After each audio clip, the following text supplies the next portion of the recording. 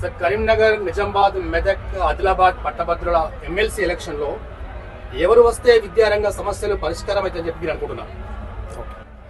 ముఖ్యంగా ముందు ఈ అవకాశం ఇస్తున్న స్వరాజ్య టీవీ వారికి అభినందనలు. ఇప్పుడు కరీంనగర్, నిజామాబాద్, ఆదిలాబాద్, మెదక్ జిల్లాలలో జరుగుతున్న గ్రాడ్యుయేట్స్ ఎమ్మెల్సీ ఎలక్షన్లలో పోటీ రకరకాల వ్యక్తులు, రకరకాల పార్టీలు పోటీ చేస్తున్నాయి. ఇందులో నేను గత 32 సంవత్సరాలుగా విద్యారంగంలో పనిచేస్తూ ఒక లెక్చరర్గా పనిచేస్తూ నేను ఇక్కడ చూస్తున్న అనుభవాలను మాత్రమే చెప్తున్నా.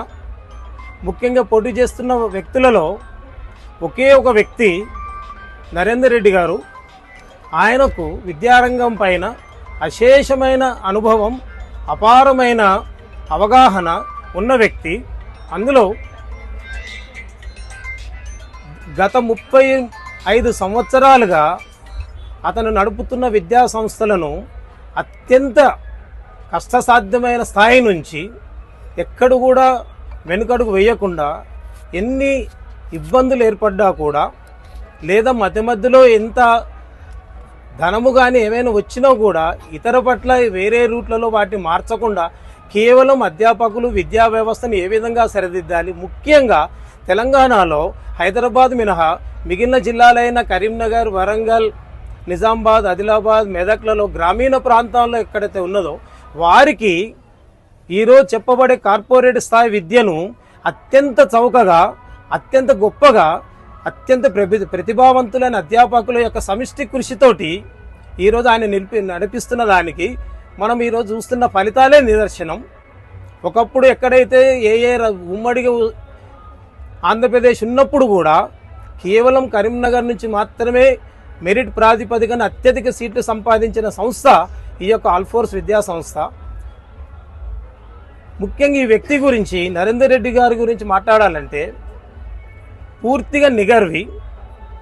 కింది స్థాయి ఉద్యోగస్తుడి దగ్గర నుంచి మొదలు పెడితే అతని విద్యా సంస్థల్లో పనిచేసే ప్రతి ఒక్కరితోటి వ్యక్తిగతంగా మాట్లాడే వ్యక్తి, నిగర్వి, ఏమాత్రం అహంకారం లేదు, ప్రతి ఒక్కరితోటి కలిసిపోయే వ్యక్తి.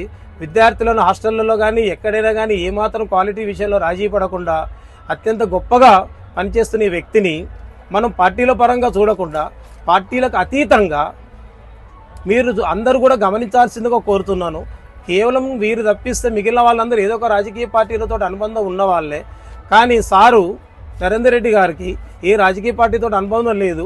టెక్నికల్గా ఈరోజు ఏదైనా ఒక పార్టీ తరఫున పోటీ చేస్తుండొచ్చు, కానీ వ్యక్తి యొక్క గుణగణాలు చూడండి. అతను గత 35 ఏళ్ళుగా కేవలం విద్య విద్య విద్య వీటిని ఎంత బాగా చేస్తే ఈ యొక్క ప్రజలు గొప్పగా ఫీల్ అవుతారు. సార్, ఇక్కడ బీజేపీ పార్టీ నుంచి కానీ లేకుంటే ఇండిపెండెంట్ అభ్యర్థులు కానీ మన కాంగ్రెస్ పార్టీ తరఫున ఉన్నటువంటి వి నరేందర్ రెడ్డి గారు గతంలో ఏం చేశారు, భవిష్యత్తులో ఏం చేయగలరు, కేవలం ఒక విద్యా వ్యాపారిగా మాత్రమే ఇతని ట్రీట్ చేస్తుంది సమాజం అని చెప్పి విమర్శిస్తున్నారు. దీనిపై మీరు ఏమంటారు? నాకు అవగాహన ఉన్నంత వరకు నరేందర్ రెడ్డి గారు ఏ రోజు విద్యా వ్యాపారం చేయలేదు. కేవలం విద్యా సంస్థలను నేను గత 30 సంవత్సరాల నుంచి వీరి యొక్క తీరును గమనిస్తున్నా. ఎక్కడ కూడా విద్యను ఒక వ్యాపారంగా మాత్రం ఏనాడు మార్చలేదు. అత్యంత కష్టాల్లో ఉన్నా కూడా అతని ఆస్తులను కుదవబెట్టైనా కానీ విద్యా సంస్థలు నడిపారు తప్పిస్తే ఏ రోజు వ్యాపార దృక్పథం నడపలేదు. ఈరోజు టెక్నికల్గా ఆయనకు వేరే పార్టీలలో ఏ పార్టీలో ఉన్నా కూడా అందరికీ ఒకటే మనవి చేస్తున్నా, నేను విద్యావేత్తలందరికీ, ఓటు హక్కు ఉన్న వాళ్ళందరికీ కూడా పార్టీలకు అతీతంగా స్థానికుడు మరియు కరీంనగర్ జిల్లాలో అత్యంత అనుభవం ఉన్న వ్యక్తి యొక్క గుణగణాలను చూసి ఓటు వేయండి, పార్టీలను చూడకండి. ఎందుకంటే ఈ యొక్క వ్యక్తి రేపు తెల్లారి కూడా మళ్ళీ మనతోటే ఉండే వ్యక్తి, ఎక్కడికో హైదరాబాద్కో వెళ్ళి బిజినెస్లు చేసే వ్యక్తి కాదు. కేవలం విద్య విద్య విద్య.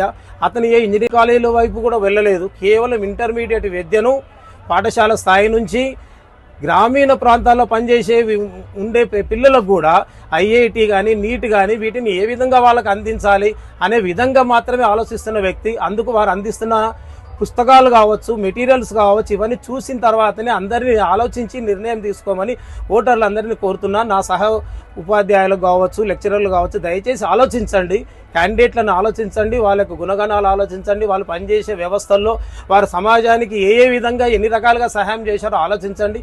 తర్వాతనే మీరు నిర్ణయం తీసుకోమని నేను ధైర్యంగా చెప్పగలుగుతున్నాను. ఎందుకంటే వీరిని నరేందర్ రెడ్డి గారిని 30 సంవత్సరాలుగా వారిని నేను గమనిస్తూ ఉన్నాను. ఏ రోజు కూడా వారి విద్యా వ్యాపారం చేయలేదు. ఈరోజు కొంతమంది అతనంటే గిట్టని వ్యక్తులు విద్యను వ్యాపారీకరణ అనే ఒక ఆకర్షణీయమైన పదాన్ని వాడుతున్నారు. ఏ రోజు కూడా విద్యను వ్యాపారంగా మార్చలేదు. కేవలం ప్రజలకు అందుబాటులో ఉన్న వాటిలో మాత్రమే అతను విద్యను నడిపించాడు. ఇప్పటికీ నడిపిస్తారు, ముందు కూడా అదే నడిపిస్తారు. సార్, ఇప్పుడు ఈ పట్టభద్రుల ఎమ్మెల్సీ ఎలక్షన్ లో అటు బీజేపీ పార్టీ నుంచి కావచ్చు, లేకుంటే ప్రత్యేకంగా ఇండిపెండెంట్ అభ్యర్థుల్లో ప్రసన్న హరికృష్ణ గారు తగ్గ ఫోర్ ఇస్తున్నారు. దీనిపై మీరు ఏమంటారు? అభ్యర్థుల గురించి నేను వ్యక్తిగతంగా ఎటువంటి కామెంట్ చేయను. కానీ మళ్ళీ నేను అదే ఓటర్ మహాశయులకు కానీ ఒకటే విజ్ఞప్తి చేస్తున్నా.